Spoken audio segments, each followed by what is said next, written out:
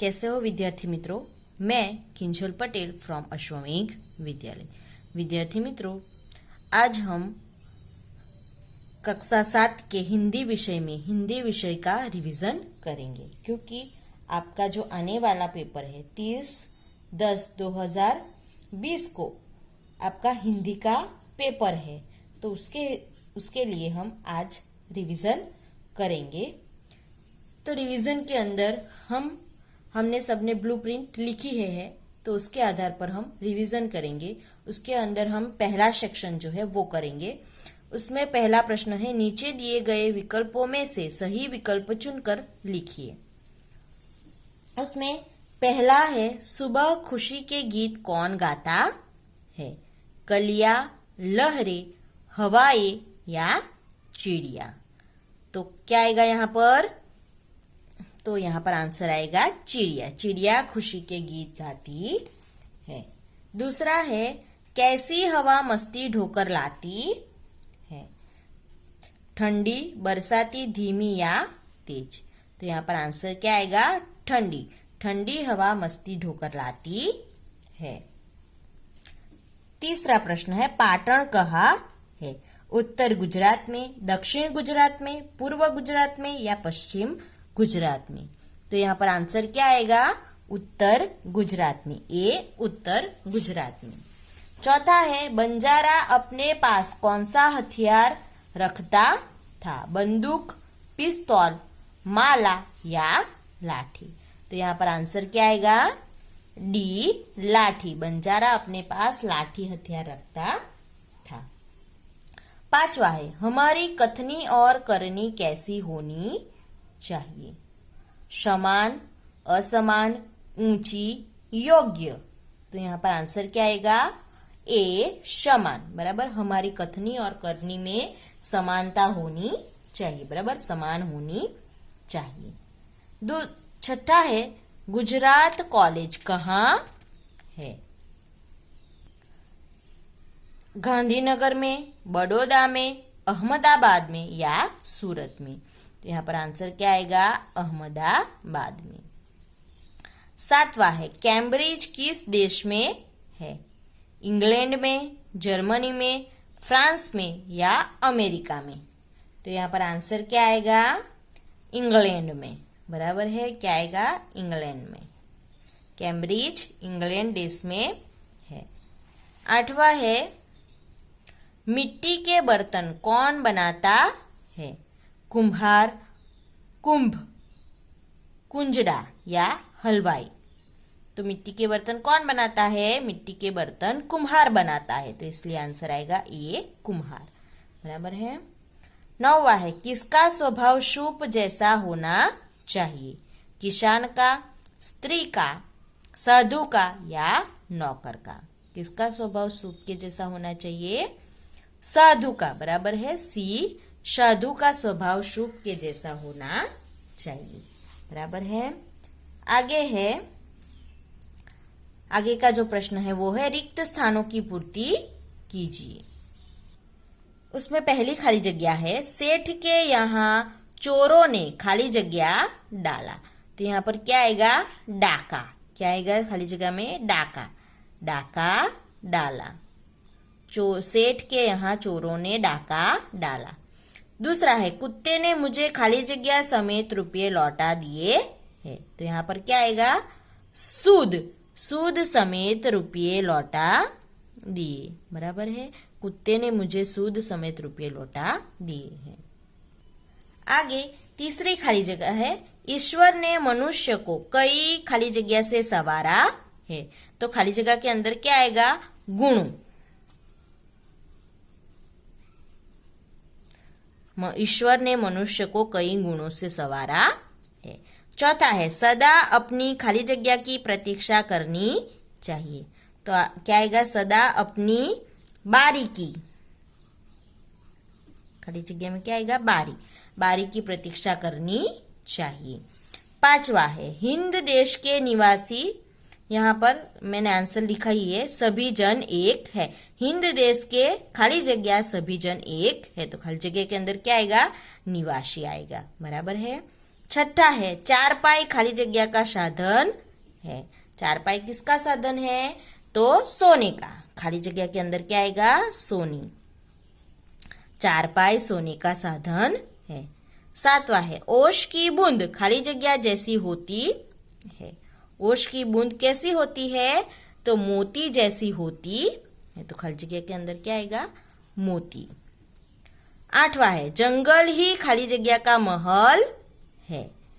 तो यहां पर क्या आएगा? यहां पर आएगा वनराज। बराबर है, जंगल ही वनराज का महल है। नौवां है तुलसी खाली जगह गरीब की कबहू न खाली जाए। तुलसी खाली जगह में क्या आएगा? गरीब आएगा। तुलसी यहां पर सॉरी गरीब नहीं परंतु क्या आएगा? हाय आएगा। तुलसी हाय गरीब की कबहू न खाली जाए। खाली जगह के अंदर क्या आएगा? हाय। 10वां है रहीमन खाली जगह प्रेम का मत तोड़ो चटकाए। तो यहां पर क्या आएगा? रहीमन धागा प्रेम का मत तोड़ो चटकाए। बराबर है। तो इस प्रकार आपको ये करना है, खाली जगह करनी। यहाँ पर हमारी खाली जगह पूर्ण होती है। आगे का जो प्रश्न है वो है काव्य पंक्ति पूर्ण कीजिए। यहाँ पर आपको चैप्टर 5 हिंद देश के निवासी जो काव्य है वो आपको करना है। ठीक है। अब हम यहाँ पर जो आगे का सेक्शन है सेक्शन बी है वो हम करेंगे। उसके अंदर पहला प्रश्न है सही वाक्यांश चुनकर वाक्य फिर से लिखिए। उसमें पहला है गुब्बारे हवा में उड़ रहे हैं क्योंकि। यहाँ पर आपको 3 ऑप्शन दिए जाएंगे, 3 वाक्य दिए जाएंगे, उसमें से आपको सही वाक्य चुनकर लिखना है। ठीक है, मैंने यहाँ पर डायरेक्टली लिखा है। बराबर है आंसर। तो आपको उसमें से सही कौन सा है वो टिक करना है और वाक्य आपको फिर से बनाना है। ठीक है, जैसे कि यहाँ पर मैंने डायरेक्टली जवाब लिखा है कि गुब्बारे हवा में उड़ रहे क्योंकि उनमें गैस भरी हुई है। तो आपको वाक्य यहाँ पर वाक्य करके फिर से लिखना है और ये वाक्य गुब्बारे हवा में उड़ रहे हैं क्योंकि उनमें गैस भरी हुई है। ये वाक्य आपको फिर से लिखना पड़ेगा। ठीक है। दूसरा है चित्र में कुत्ता मुंह लटका कर लेट गया है क्योंकि वह आराम कर रहा है। ये इसका सही आंसर है। तीसरा है वनराजा अपने कुत्ते से बंजारा अपने कुत्ते से खुश था क्योंकि। जवाब आएगा उसका वह बड़ा वफादार था। आगे है चौथा बसों में लिखा होता है। बसों में क्या लिखा होता है? तो उसका आंसर आएगा धूम्रपान का निषेध है। पांचवा है विविधता में एकता ही हमारे देश की विशेषता है। ये हमारा आंसर आएगा। आगे है छठा सभी धर्म एक समान है क्योंकि उनका सार एक है। सातवां है कॉस्मिक किरणें रहस्यमयी होती है क्योंकि वे अंतरिक्ष की गहराइयों से आती है। ये इसका जवाब आएगा। आठवां है पथिक को खजूर के फल नहीं मिलते क्योंकि। उसका आंसर आएगा वे बहुत ऊंचाई पर लगते हैं। ये इसका आंसर आएगा। अब आगे का प्रश्न है वो हम करेंगे। सूचना के अनुसार परिच्छेद में परिवर्तन करके परिच्छेद फिर से लिखिए। तो इस पैराग्राफ में आपको दिया जाएगा, सूचना दी जाएगी, उसके हिसाब से आपको परिवर्तन करके आपको लिखना है। तो यह प्रश्न हम पाठ्य पुस्तक के अंदर चैप्टर 5 के अंदर, बराबर, चैप्टर 5 हिंद देश के निवासी काव्य के अंदर 31वें पेज नंबर के ऊपर जो चौथा प्रश्न है वो हम करेंगे। यहाँ पर जो ये चौथा प्रश्न दिया गया है वो हम करेंगे। औरत और लड़की के स्थान पर क्रमशः आदमी और लड़का रखकर परिच्छेद फिर से लिखिए। बराबर है। तो ये आपको करना है। एक मोटी औरत जा रही थी, तो उसके साथ हम पैराग्राफ पूरा पढ़ लेते हैं। पीछे पीछे एक लड़की चल रही थी। लड़की छोटी और पतली थी। औरत को पता चला तो घूरकर बोली, ए लड़की, मेरे पीछे पीछे क्यों चल रही है? लड़की भोलेपन से बोली, मैं तो केवल छांव के नीचे चल रही थी। तो यहाँ पर औरत के स्थान पर हमें आदमी रखना है और लड़की के स्थान पर हमें लड़का रखना। तो हम देखेंगे, एक मोटा आदमी जा रहा था, पीछे पीछे एक लड़का चल रहा था। लड़का छोटा और पतला था। आदमी को पता चला तो घूरकर बोला, ए लड़के, मेरे पीछे पीछे क्यों चल रहे हो? लड़का भोलेपन से बोला, मैं तो केवल छांव के नीचे चल रहा था।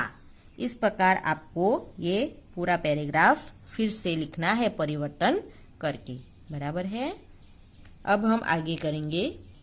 आगे का प्रश्न है, निम्नलिखित परिच्छेद को पढ़कर उसका सुलेखन कीजिए। आपको कोई भी एक पैराग्राफ दिया जाएगा, उसे आपको अच्छे अक्षरों से फिर से लिखना है। ठीक है, सुलेखन करना है, अच्छे अक्षरों से लिखना है। ठीक है, तो यहाँ पर हमारा सेक्शन ए और सेक्शन बी जो है यहाँ पर हमारा खत्म होता है।